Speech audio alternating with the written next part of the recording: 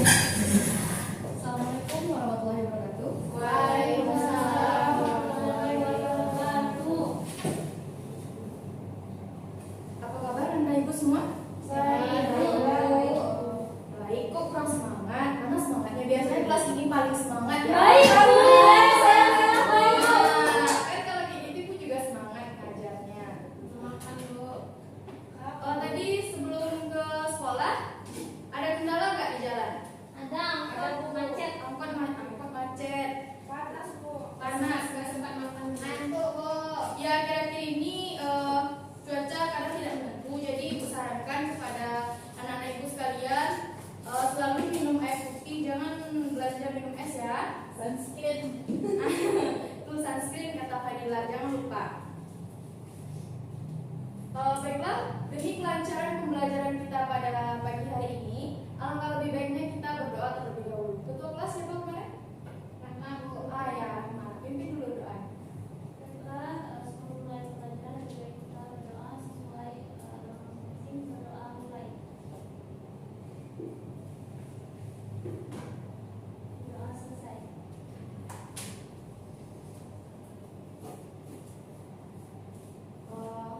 Baiklah. Untuk materi kita hari ini, ada yang tahu?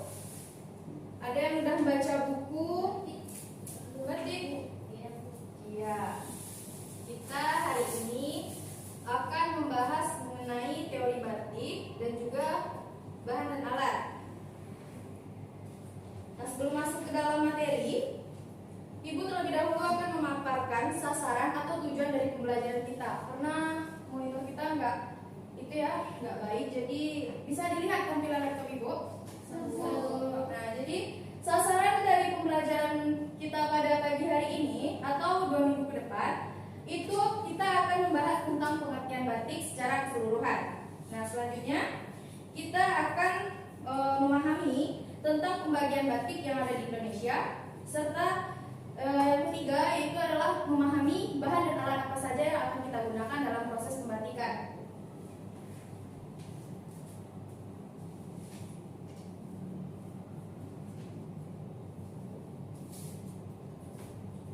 Nah, sebelum Ibu lanjut ke dalam materi batik, Nanda Ibu sekalian paham nggak apa itu yang disebut dengan batik?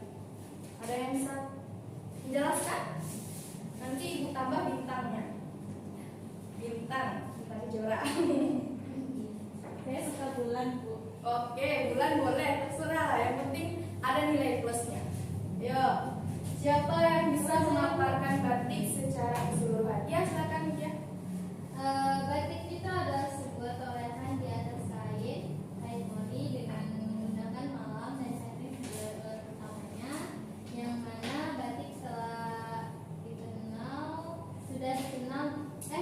mana batik merupakan sebuah warisan yang sudah dikenal di berbagai dunia.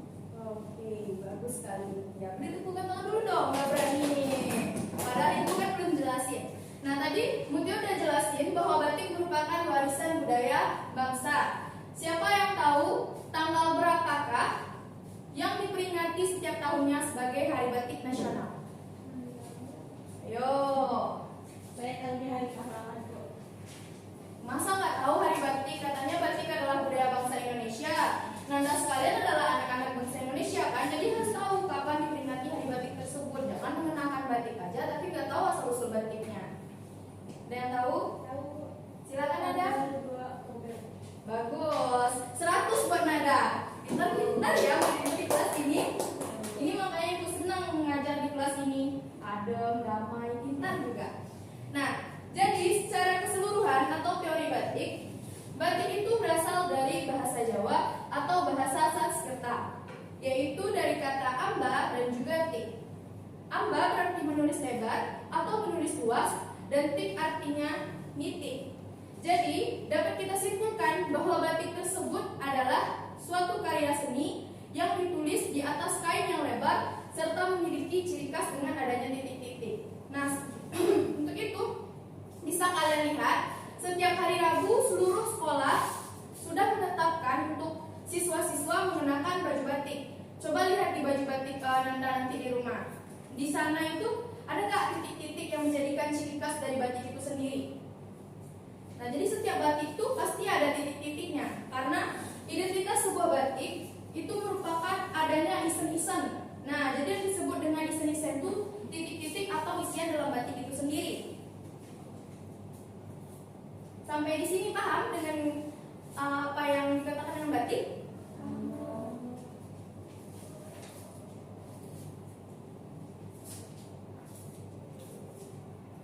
Secara umum, batik di Indonesia awalnya berkembang dengan dua teknik pengerjaan, yaitu yang pertama adalah teknik batik tulis dan juga teknik batik cap. Di sini sebelumnya ada yang pernah mendengar apa itu batik tulis? Siapa yang tahu bedanya antara batik tulis dan batik cap? Ada yang tahu? Yo, silahkan. Siapa yang tahu? Kalau batik tulis itu Bu, kita gambar sendiri pakai tangan. Pakai tangan. Menggunakan batik. Menggunakan Kalau batik. cap itu menggunakan media cat mungkin dari kayu. Oh iya. Iya. Bagus sekali, Rahma. Ada yang bisa menambahkan jawaban dari Rahma? Kalau saya Bu, Ya, silakan Delvi. kalau batik cap itu kita membuat batik dengan stempel yang sudah ada motifnya Bu. Stempel yang sudah ada motifnya. Dari apa stempelnya itu terbuat? Biasanya dari besi atau aluminium. Besi. Logam berlogam. Nah, secara dari teknik pengerjaan atau berjualan, harga batik tulis ini jauh lebih tinggi dibandingkan dengan batik cap. Hal ini dikarenakan proses pembuatan batik tulis yang sangat rumit serta membutuhkan waktu yang lama dibandingkan dengan pengerjaan batik cap. Jadi kalau batik cap itu seperti yang telah disampaikan teman-teman Anda tadi, pengerjaan itu menggunakan cap berupa stempel. Nanti kita tempelkan cap tersebut ke atas kain sehingga membentuk pola motif persis seperti apa yang ada dalam cap tersebut.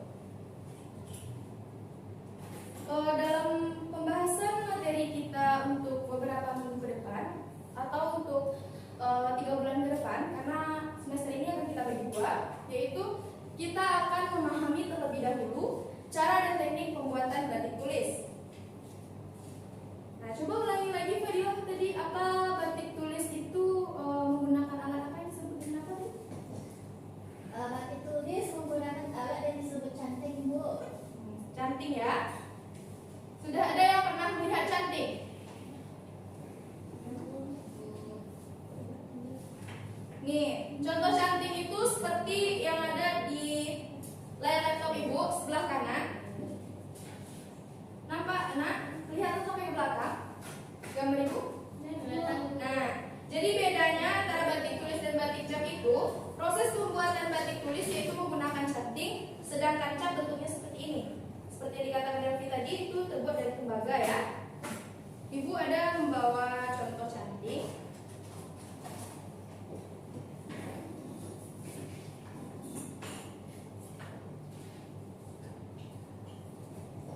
Nih, ini adalah canting. Coba Anda sekalian amati dulu seperti apa cantingnya, nanti kasih ke teman ya.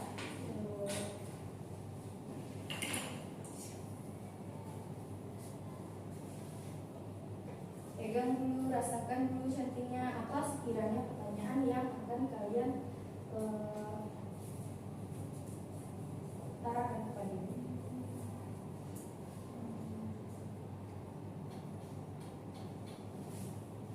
Sudah? Nah, jadi canting itu terdiri atas 3 ukuran. Siapa yang tahu sebelumnya atau sudah membaca materi-materi kenapa canting itu terdiri atas 3 ukuran dan apa saja nama-nama canting tersebut menurut ukurannya? Siapa yang tahu? Yang saya pegang Ibu itu canting tembok. Tembok. Kenapa dikatakan itu canting tembok? Karena ukurannya lebih besar dan dapat membentuk si bagian motif yang sudah jadi. Mungkin gitu. Iya. Jadi itu adalah canting tembok karena ukurannya besar. Kalau Delvi itu megang canting apa? Canting isen. Isen. Isen. Kenapa Delvi katakan itu canting isen? Nah ini kecil sekali lubangnya. Kecil sekali. Ya, kalau tergolong itu ini memang canting isen karena ukurannya lebih kecil daripada dua canting yang lainnya. Nah, kalau yang dipegang Nanda itu canting apa? Ukurannya lebih kecil dari yang kiri. Oh, ada yang bisa bantu jawab kalau canting Nanda? Coba lagi lihat. Rima bisa bantu temannya? Kalau mungkin Bu. Loh, coba lihat dulu ya, loh. Bisa deh. Ini dulu. Makin untuk apa? Oh, bisa ini kayaknya bisa. Wah, salah kasih canting berarti. Iya, bisa dua-duanya. Nah, ini apa nama tadi? Apa ya? Lupa, nggak tahu. Lupa baca. Kalau cantik lowong gimana Bu? Canting lowong itu ukurannya lebih kecil daripada canting tembok, lebih besar daripada canting nisan. Nah, ini lowong Bu. Ya, Cantik lowong Bu, fungsinya untuk membuat motif pada motif. betul sekali. Nah, jadi selain mengetahui canting sesuai nama dan ukurannya, alangkah lebih baiknya Ananda ibu sekalian dapat memahami tentang elemen serta bentuk canting itu sendiri. Coba gambar ya, maaf kalau gambar ini jelek. Biasanya kata guru yang lain kelas ini gambarnya bagus-bagus. Ya Bu. Ini dong. Ini kita.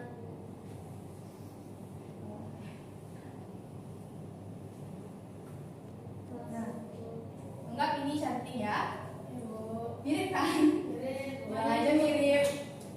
Nah, jadi hal yang bisa kalian lihat untuk membedakan canting ketika kalian memegang canting itu adalah dari bagiannya. Bagian canting itu terdiri atas 3. Yang pertama adalah bagian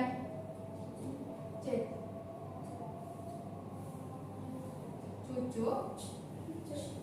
Ini adalah bagian yang disebut dengan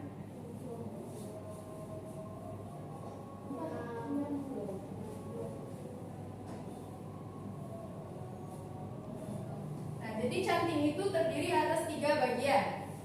Untuk membedakan canting tersebut berbeda pada setiap ukurannya, itu dapat Anda lihat dari ukuran cucuknya. Seperti yang Ibu sampaikan tadi, kalau cucuk canting itu kecil atau sangat kecil, maka dia digolongkan ke dalam canting isen yang digunakan untuk membuat isian pada motif batik. Kalau cucuknya itu memiliki ukuran lebih besar daripada isen, namun lebih kecil daripada ukuran canting tembok atau canting yang besar, berarti itu digolongkan kepada canting lowong. Nah, kalau lubang diameter cucuknya itu besar di antara 2 canting lainnya, maka itu dapat digolongkan ke dalam canting tembok.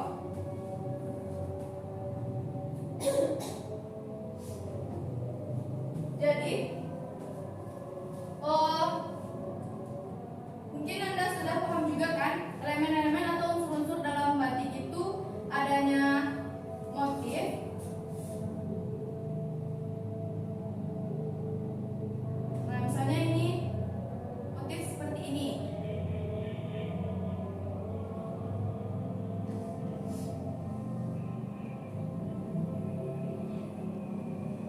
Tahu apa ini? Juga nggak tahu ini motif apa. Bunga kembang sepatu Bu. Ya, anggap saja seperti itu. Ini yang disebut dengan outline dari bidang motif. Nah, garis outline ini dapat kita canting menggunakan canting apa? Lowong. Bagus. Kalau kita tambah isian titik-titik di dalamnya, ini bisa menggunakan canting isen. Nah, selain titik-titik, isen-isen dalam batik itu dapat juga berupa seperti jajaran garis atau seperti sisik ikan atau seperti kaki ayam. Nah, ini tuh memiliki nama-nama tersendiri. Dengan nama-nama tersendiri nanti akan Ibu jelaskan pada proses pembatikan selanjutnya. Untuk sekarang kita mengenali alat batik terlebih dahulu.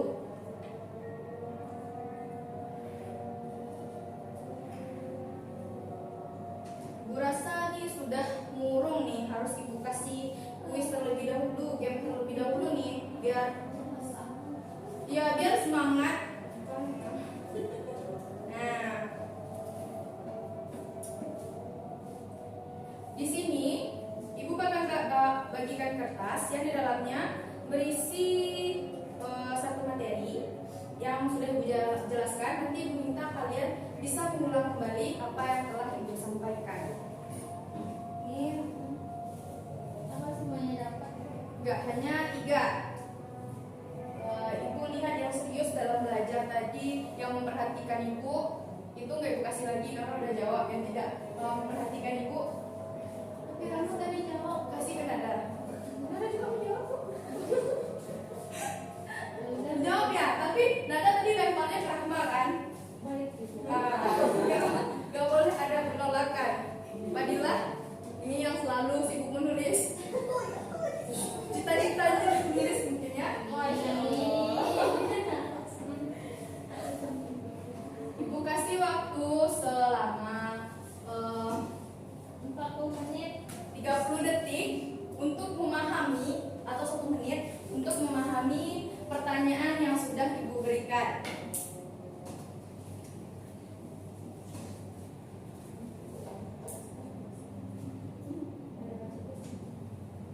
Oke, bagaimana? Ini orangnya nggak ada. Sekali. Dah, ibu rasa sudah cukup? Pertanyaan, Ya. kalau canting ini tersumbat bagaimana solusinya, Bu? Kita bisa memasukkan sejenis seperti tahu sapu ijuk. Nah, kita masukkan hulu sapu ijuk tersebut ke dalam bagian cucu ini. Kita masukkan. Tapi memasukkan sapu ijuk itu atau hulu sapu ijuk itu ketika canting dalam kondisi panas. Kalau seperti ini pasti cantingnya tersumbat karena cantingnya dingin kan, jadi itu di dalam Bu, tersumbat. kalau misal pakai gel, Oh, nggak boleh. Nah, itu perlu diperhatikan ketika proses pembatikan, cucuk pada canting tidak boleh ditusuk menggunakan jarum karena itu akan mengakibatkan rusaknya bagian tembaga di dalam canting tersebut. Kalau seandainya kalau dipaksakan itu bakal mengakibatkan kebocoran pada canting. Oke. kalau cara pegangnya, Bu? Oh iya, cara pegang itu nanti juga ibu jelaskan minggu depan ketika kita praktek ya. Nanti ibu akan membagi kelompok. Mungkin besok baru ibu kasih tahu. Posisi pemegangan canting pada proses pembatikan itu adalah seperti ini, sedikit dimiringkan. Bagian yang plong, bagian yang plong itu berada pada posisi tertinggi saat proses pemegangan. Seperti ini ya. Paham? Untuk lebih lanjutnya, minggu depan ibu jelaskan. Sekarang ibu sudah menjawab pertanyaan dari Nanda semua. Silahkan jawab pertanyaan yang sudah ibu bagikan. Ya, Niasa kita. Ya. Bagian-bagian canting, Bu. Jadi bagian-bagian canting itu ada 3, Bu. Yang pertama, boleh minjem cantingnya, Bu? Boleh. Silahkan ambil.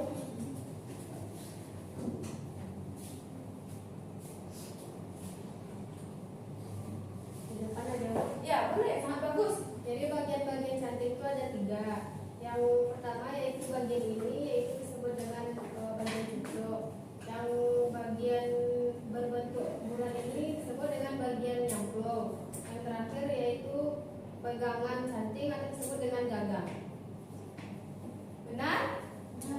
Nah, beri applause dulu untuk Nia. Selanjutnya, siapa lagi yang dapat pertanyaan gaib tadi?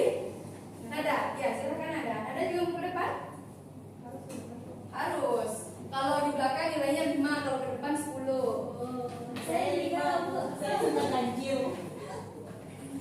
Baiklah, saya akan menjawab pertanyaan yang kasih Ibu sekarang. Jenis-jenis canting batik yang pertama ada isen. Isen itu untuk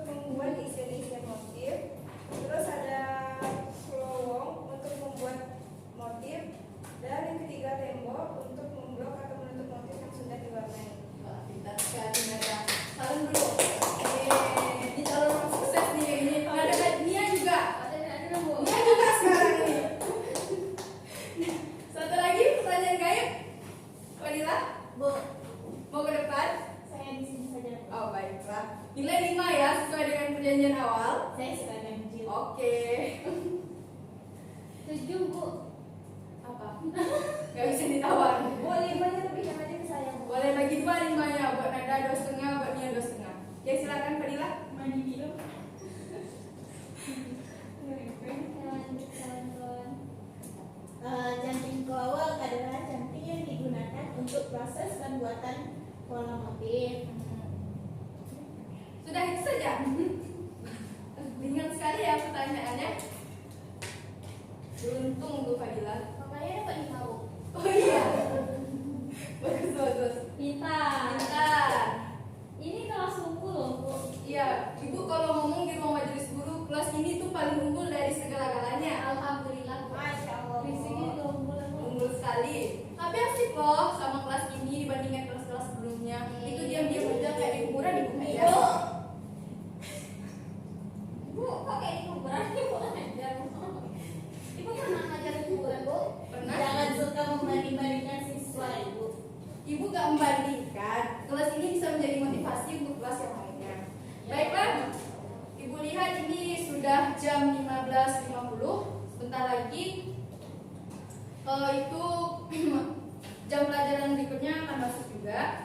Sedikit Ibu simpulkan dari pembelajaran kita pada pagi hari ini menjelang siang dari pagi tadi ya. Dari pagi kita sudah menjelaskan materi-materi yang cukup panjang hingga sampai saat ini, yaitu batik merupakan kain yang dibuat dengan cara memberikan malam yang berfungsi sebagai pelintang warna. Jadi yang disebut dengan kain batik adalah kain yang melalui proses pelintangan warna menggunakan malam.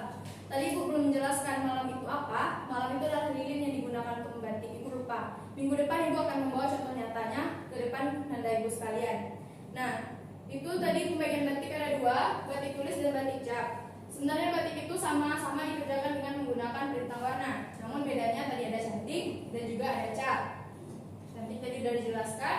Nah, cap itu juga terbuat dari tembaga karena itu agak sedikit sulit di sekolah kita belum menggunakan cap. Jadi Ibu nggak bisa bawa bendanya. Nanti Ibu bisa searching di Google masing-masing. HP-nya udah canggih ya nih. Nikon. Ya. Sampai di sini masih ada pertanyaan? Ada. Ibu rasa cukup untuk pertemuan kita pada hari ini. Ibu ucapkan terima kasih kepada Anda Ibu semua yang sudah menyempatkan untuk hadir karena tanggung jawab siswa adalah mengikuti pembelajaran. Terlebih dan terkurang Ibu mohon maaf. Ibu akhiri wabillahi taufiq wal hidayah. Wassalamualaikum warahmatullahi wabarakatuh. Oke, berjumpa minggu depan ya. Terima kasih Bu. Sama ini barang Ibu banyak sekali deh. Wah, Jadi jalan sering-sering ke sini ya Bu. kan Ibu tiap minggu masuknya. Betul saya orang di bawah kantor Bu. Ya, Mas, boleh juga ambil nanti kita ada pembagian kain batik